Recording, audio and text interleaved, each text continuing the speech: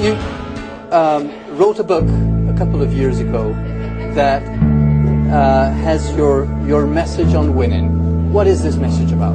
That winning is good, that only winning companies can give back.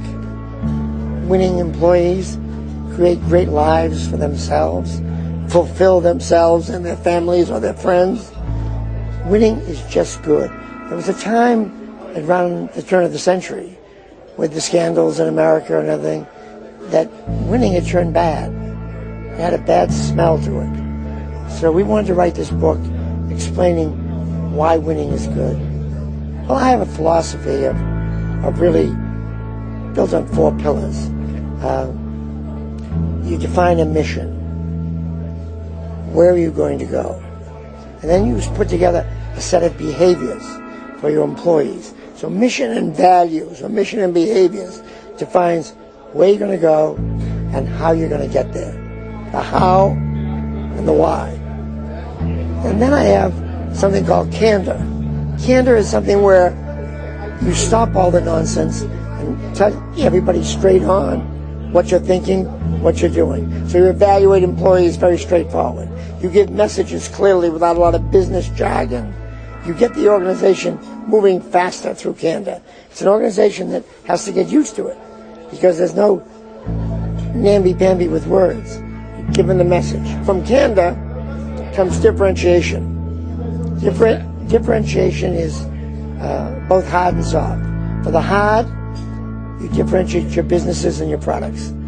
Put money in this, take a look at this, but don't waste money on this. Get out of this, invest in this.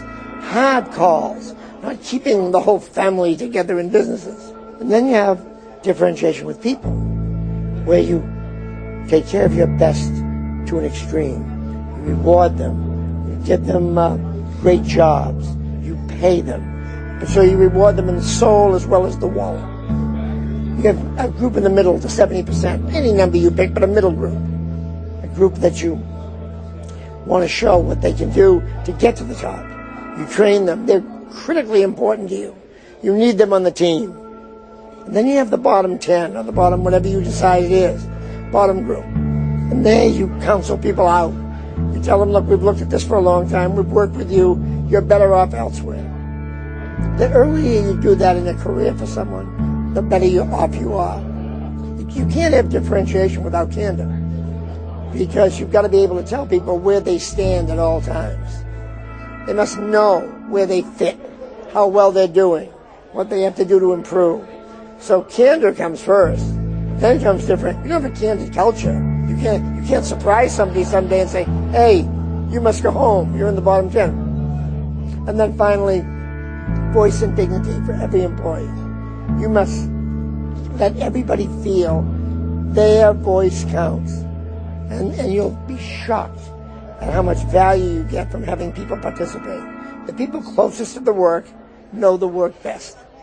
And once you have that in your mind, you don't think the stripes on the shoulder from the uniform has all the ideas. You look everywhere for ideas, high, low, middle. That's the foundation around which you build a winning team. What when you have a manager, an executive that has the results but doesn't have the behavior or the values? What do you decide then? In the evaluation process, you tell him that.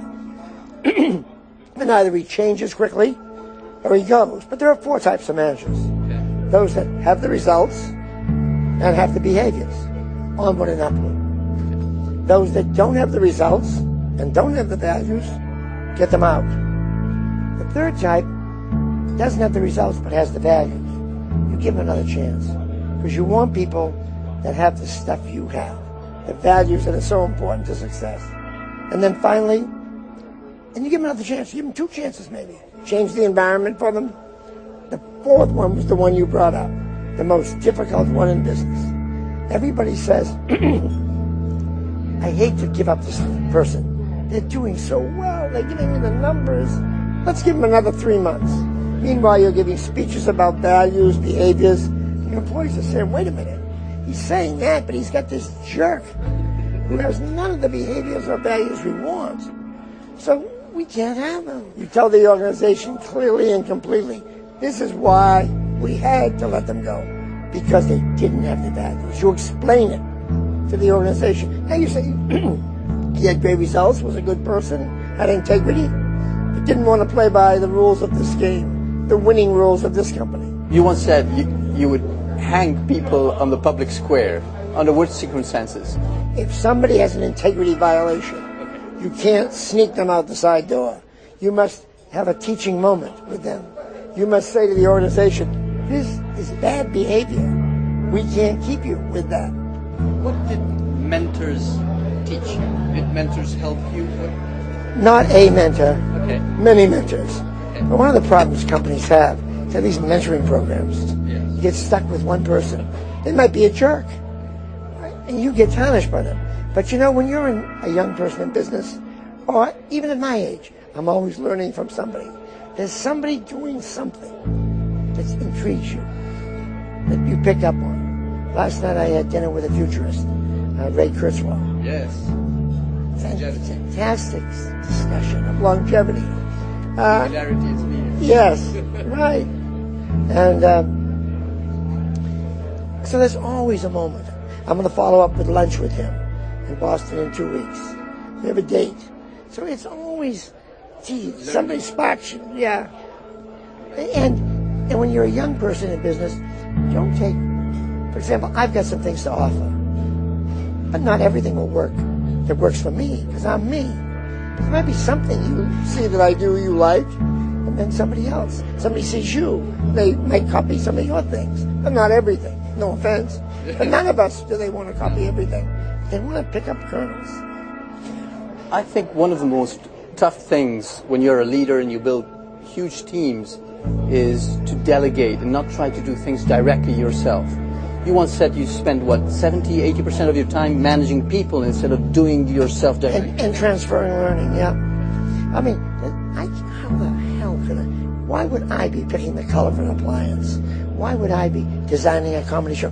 What skill do I bring? A jet engine.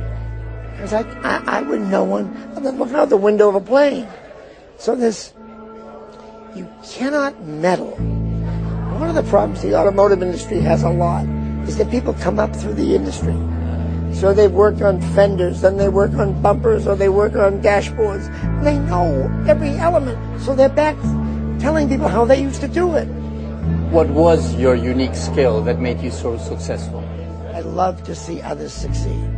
There's nothing I enjoy more than seeing people grow and achieve and dream and reach it. Like, I get such a kick out of all the successful CEOs we have out there. It's a thrill to me. I think it's great. It's what leaders should do. Create more leaders. That's the most important thing you do, I think. It's also the most fun. Well, thank you very much, Jack, for being with us. We'll have another opportunity to continue talking. And Ronald, it's always great talking to you. Thank you.